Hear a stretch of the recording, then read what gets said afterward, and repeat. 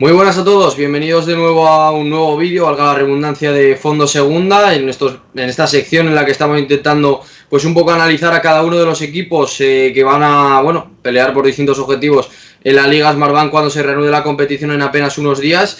Lo cierto es que hoy toca hablar de tres equipos que pueden pelear tanto por meterse en la quema por el playoff y tanto por el ascenso a la Liga Santander, y también si se descuidan pueden caer a la quema por evitar el descenso. Estoy hablando evidentemente del Club Deportivo Mirandés, que tiene 42 puntos y está a 4 del Elche, que es sexto.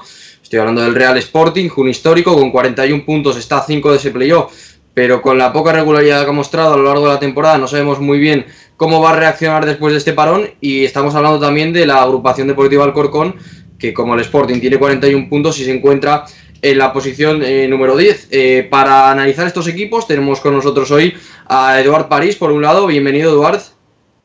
Buenas, David, compañeros. Pues vamos a analizar, ¿no?, que la Liga Smartbank empieza ya en nada.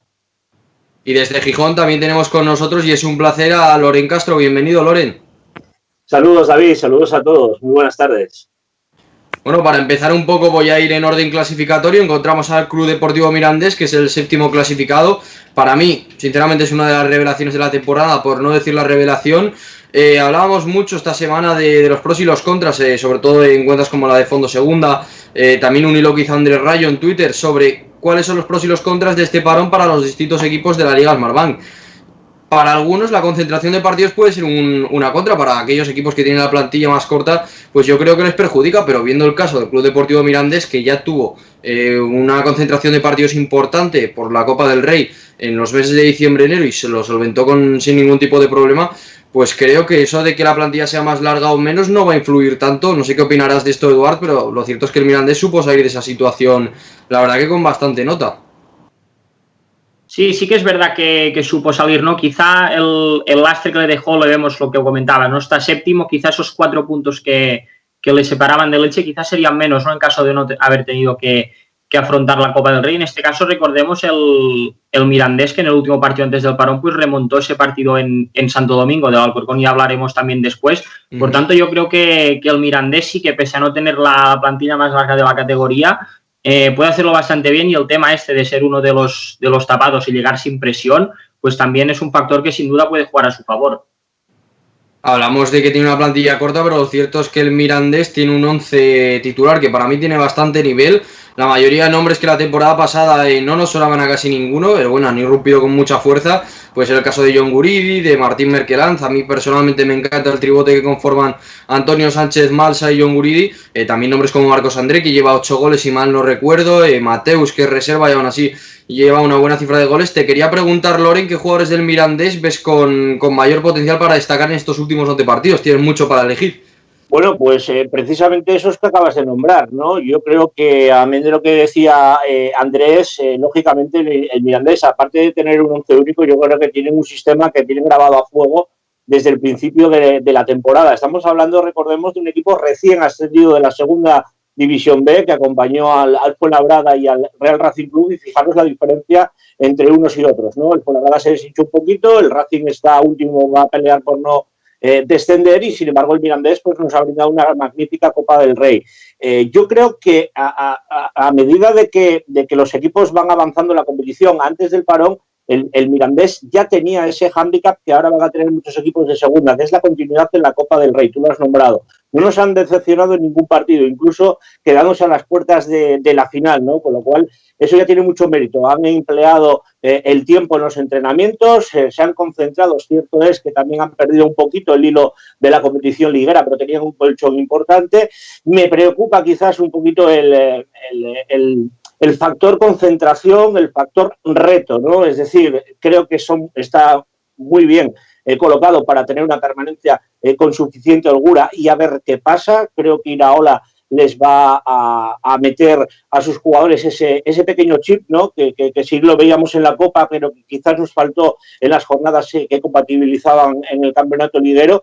Y los jugadores los que has nombrado, ¿no? Yo tengo predilección por Mikel Malsa, por John Guridi, por ejemplo, por Merkelanz, ¿no? Yo creo que forma una espina dorsal dentro del terreno de juego, siempre acompañado de otros equipos. Por ejemplo, siempre que se ha recurrido a Mateus, siempre ha respondido. yo creo que es una plantilla corta, pero muy bien estructurada. Es cierto que quizás no tenga 18 o 20 jugadores a los que recurrir ahora, pero sí que tiene 14 bien confrontados, ¿no? Y sobre todo 14 que van a influir mucho en el sistema, que tienen muy bien marcado ese sistema de juego, esa forma de jugar, y hay un factor importante que es sin duda, o va a serlo en esas 11 jornadas que es Andúba, ¿no? No las 11, pero sí en las que le correspondan en su terreno de juego. Hablábamos de que el Club Deportivo Mirandés tiene una plantilla a priori corta, no sabemos si eso será positivo o negativo, pero bueno, en el caso de que sea negativo, el que sí que va a tener muchas batas a favor es el Real Sporting, que cuenta con una plantilla bastante larga, que puede ser ampliable con los chicos del filial del Sporting B, que bueno, al finalizar la competición en Segunda B, pues está a total disponibilidad para Miroslav Jukic. Te quería preguntar, Loren, ya que te toca a ti de cerca, ¿cómo ves al Real Sporting? Bueno, primero de todo, ¿cómo veías al Real Sporting antes del parón y cómo crees que este le puede afectar para sus objetivos de aquí a final de temporada? Porque estábamos hablando de que el conjunto gijonés estaba teniendo una temporada bastante floja, pero aún así está a 4 puntos del playoff, a 5 puntos del playoff, que esos son 2 partidos, y en segunda división eso es muy poco, ¿eh? Sí, efectivamente. Solamente hace falta repasar algunos históricos de la segunda división, ¿no? Encontrarnos a falta de 11 jornadas con esas distancias y quizás con unos puestos clasificatorios en el que una racha positiva te puede acercar al 6º puesto y una racha negativa, por contra, te puede acercar a los puestos de descenso. Yo creo que hace que todos los equipos, absolutamente todos, tengan que estar concentrados al menos hasta en estas 5 o 6 primeras jornadas de las 11 que quedan por disputarse. El Sporting, si hay que definir algo o ponerle una palabra que defina al Sporting 2019-2020, sin duda es irregularidad.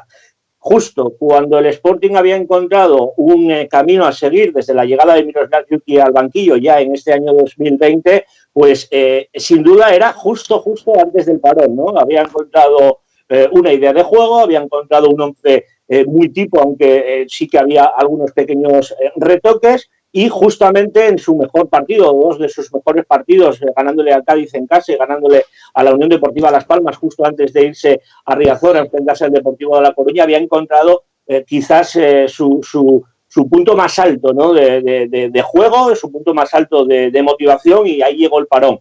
No es una incógnita lo que va a suceder, porque lo cierto es que todos estos días de entrenamientos, 22 que lleva el equipo con las diferentes fases que han tenido que pasar la plantilla del Sporting, lo cierto es la concentración, ¿no? Escuchar a los jugadores, tienen un mensaje muy claro, la palabra playoff la repiten 3-4 veces en cada rueda de prensa, la plantilla, que el Sporting tiene esa ventaja de poder recurrir al filial sin ir más lejos, se le lesiona Bogdan, el lateral ucraniano internacional, y sube Guille Rosas, amén de que tenga a Molinero y a Unai Medina para esa posición, con lo cual, bueno, estamos hablando de 27 jugadores, 28 con Guille Rosas, a expensas de que se recupere Bogdan. Son bastantes jugadores a convocatorias de 23, en el cual puede elegir Miroslav Jukic 11 de garantías que complementen los partidos que se van a jugar de forma tan seguida.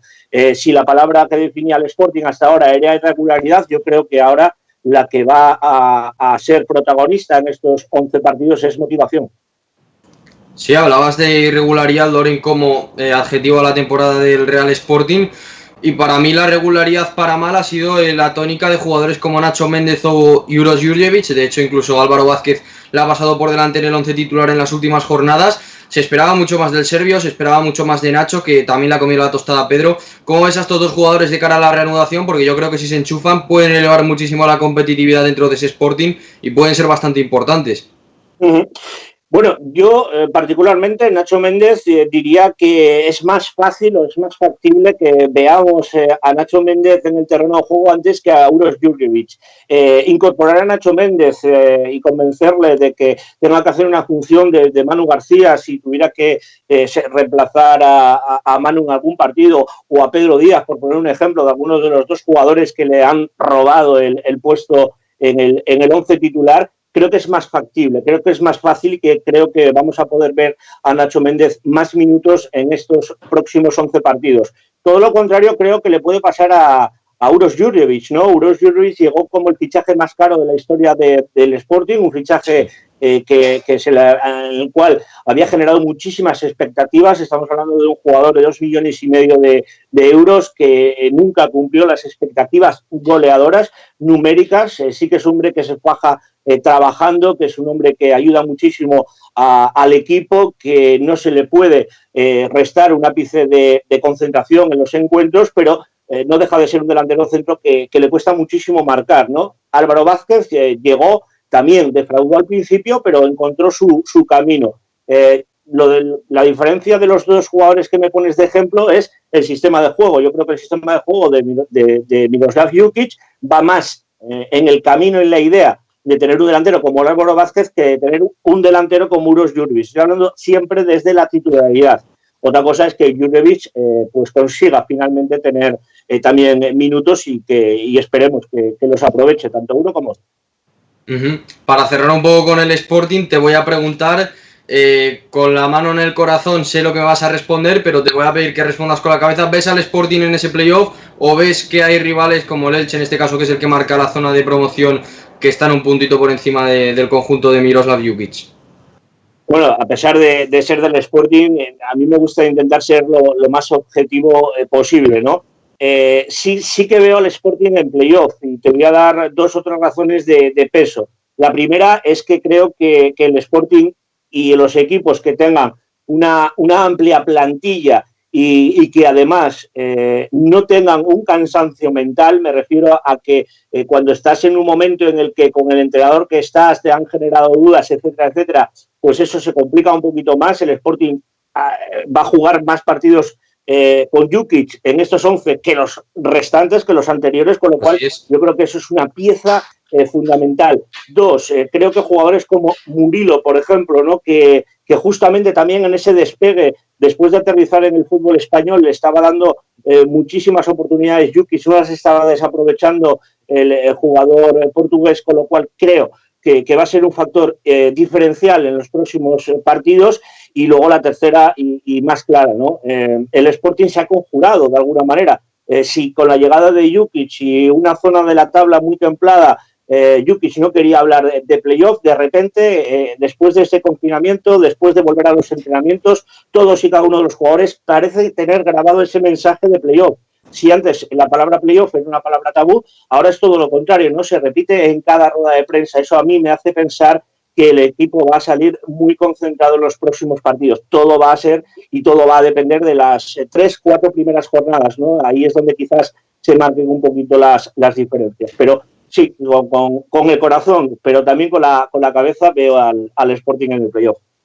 Perfecto, Loren. Con la misma puntuación que el Real Sporting se encuentra la agrupación deportiva Alcorcón, con 41 puntos a 5 del playoff. El Alcorcón, en mi opinión, es un equipo que no ha terminado de dar ese paso al frente, siempre logra competir en todos los partidos, en mi opinión, pero nunca ha terminado de dar ese paso como para presentarse como candidato al playoff. En ese sentido, Eduard, ¿cómo veías al Alcorcón antes del parón y cómo crees que este le puede afectar? Porque bueno, yo plantilla corta no veo, creo que tiene bastantes recursos Fran Fernández, pero lo cierto es que la propuesta de Fran depende muchísimo del físico, en las presiones altas, en las transiciones, y depende de cómo llegue físicamente el Alcorcón, eso le puede lastrar, o no. ¿Cómo lo ves, Eduard? Sí, bueno, pues si quieres para empezar con lo que comentamos, ¿no? De cómo le iba a afectar el parón, al final es lo que hemos comentado antes, ¿no? En caso de no perder ese último partido frente al Mirandés, pues el Alcorcón estaría séptimo justo detrás del Elche, y ahora, bueno, la imagen es un pelín diferente. Respecto al estilo de juego, sí que es verdad, ¿no? Que la plantilla es amplia, pero hemos visto durante la temporada que ha habido bastantes jugadores relegados bastante a un papel residual, ¿no? En este caso ahora yo creo que Fran Fernández deberá recurrir a la mayoría de ellos, más todavía comentando esto, ¿no? De que su propuesta es muy, muy, muy basada en el físico en todos los partidos, y además hay que tener en cuenta que en esta reanudación el físico va a ser una de las claves determinantes. Hay muchos otros equipos que ya también hemos hablado, que el físico es más del 50% de su potencial, y en este caso yo creo que entra dentro del grupo de esos equipos que puede salir o muy bien o muy mal tras esta reanudación. Además, solo hace falta ver el calendario que va a tener. Te lo digo, 5 primeros partidos: Zaragoza, Sporting, Cádiz, Almería y Rayo, 5 equipos de la zona alta. Yo creo que va a ser el calendario más duro de los 22 equipos, y en este caso, si de esos 15 puntos consigue rendir, el Alcorcón podría engancharse, ¿por qué no?, a la lucha, más teniendo en cuenta lo que te he comentado antes, ¿no?, que no es un equipo que va a llegar sin presión prácticamente, con la permanencia prácticamente asegurada, y que al final no tiene esas urgencias que pueden tener otros. Hablabas y comentabas el calendario del Alcorcón de cara a esta reanudación. Se me ha venido a la cabeza que el Alcorcón es un visitante muy peligroso que lleva invicto toda la temporada. Su primer partido es en la Romareda sin público. ¿Crees que el hecho de que no haya público en el estadio rival va a beneficiar? En el sentido de va a terminar de hacer al Alcorcón como el visitante, vaya, más peligroso de la categoría, o va a empeorar, digamos, esa dinámica que tenían los de Fran Fernández fuera de casa. ¿Cómo lo ves esto? Bueno, yo creo que al final habrá que descubrirlo cuando empiece a rodar el balón en la Romareda, ¿no? Yo creo que al final quizá ambos equipos tengan ventajas y desventajas. Al fin y al cabo, los rivales del Alcorcón a estas alturas ya saben, ¿no?, a lo que se enfrentan cuando les visita el equipo alfarero, ¿no? Un equipo que no ha pedido fuera de casa en toda la temporada, pero al mismo tiempo la Romareda, pese a estar sin público con el Zaragoza jugándose lo que se va a estar jugando ya desde el primer partido, en este caso ya te digo, creo que ambos equipos saldrán con las ideas muy claro lo que tienen que hacer para ganar ese partido. En este caso, bueno, al Alcorcón le va a afectar en ese y en los demás partidos, pero en el otro lado pues está la estadística que comentamos, ¿no?, que al final es el mejor visitante de la categoría y que ha sabido rendir en todos los escenarios en los que ha tenido que visitar. Para cerrar con el Alcorcón, hablabas antes de que hay varios jugadores que han estado en el ostracismo durante la primera vuelta y lo que llevábamos jugado de la segunda. ¿A qué jugador le tienes tú más fe de esos que han estado en el ostracismo de cara a reaccionar después de este parón? Yo personalmente creo que ahora mismo en la cabeza igual tienes el nombre de Ian Harper, ¿me equivoco? Es uno de ellos, sí. Pero bueno, si quieres yo también, sobre todo me vienen a la cabeza los jugadores de banda, ¿no?, de los extremos, los interiores, porque al final el esquema de Fran diría que es la posición donde más se exige, ¿no?, más rendimiento y más sacrificio se le exige. En este caso nombres sí, como Samu Sosa o el ucraniano Miaka, que prácticamente no han tenido aparición durante la temporada y que ya solamente por la acumulación de partidos yo imagino que tendrán sus oportunidades. Eso sí, supongo que seguirán por detrás de los Arribas y Ernesto, en este caso incluso Dani Romera también ha jugado tirado a banda, pero sí, dentro de lo que cabe, además de Harper, del escocés, que arriba imagino que también tendrá sus minutos, sobre todo es en las bandas donde creo que el equipo madrileño puede marcar esas diferencias a su favor. Veremos a ver si vuelven a aparecer y puede reaccionar ese Alcorcón hacia arriba o no. Como ha dicho Loren, yo creo que los 4 primeros partidos van a ser clave para definir dinámicas en un calendario tan comprimido. Yo creo que el equipo que empieza mal acaba mal y el equipo que empieza bien va a acabar bien, o esa es la impresión que tengo yo. Es muy difícil cambiar dinámicas con tan poco tiempo de separación entre partidos. Lo dejamos aquí con estos 3 equipos que no sabemos muy bien cómo van a acabar la temporada. Ya lo he dicho al principio del vídeo, pueden acabar o en promoción de ascenso o pasándolas muy canutas para evitar el descenso a la segunda división B. Muchas gracias a vosotros, muchas gracias Eduard. Un placer y lo decimos, ¿no?, a la espera de que vuelva a rodar el balón en la Liga Smartbank. Y muchas gracias, Loren, por pasarte por el canal de YouTube de Fondo Segunda. Nada, un placer. Muchísimas gracias a vosotros por contar conmigo. Pues hasta aquí el vídeo, el tercer vídeo de previas de la Liga Smartbank. Cada vez queda menos, cada vez se vuelve más el fútbol en la mente y lo cierto es que tenemos unas ganas tremendas de volver a ver fútbol y sobre todo esta segunda división que tanto nos va a deparar en estas 11 jornadas de infarto. Hasta aquí el vídeo de hoy. Dejaros el like si os ha gustado el contenido, suscribíos que no cuesta nada si queréis seguir viendo este tipo de vídeos y nada, cuidaros y nos vemos próximamente a poder ser disfrutando de la segunda división que ya tenemos muchísimas ganas. Un abrazo a todos.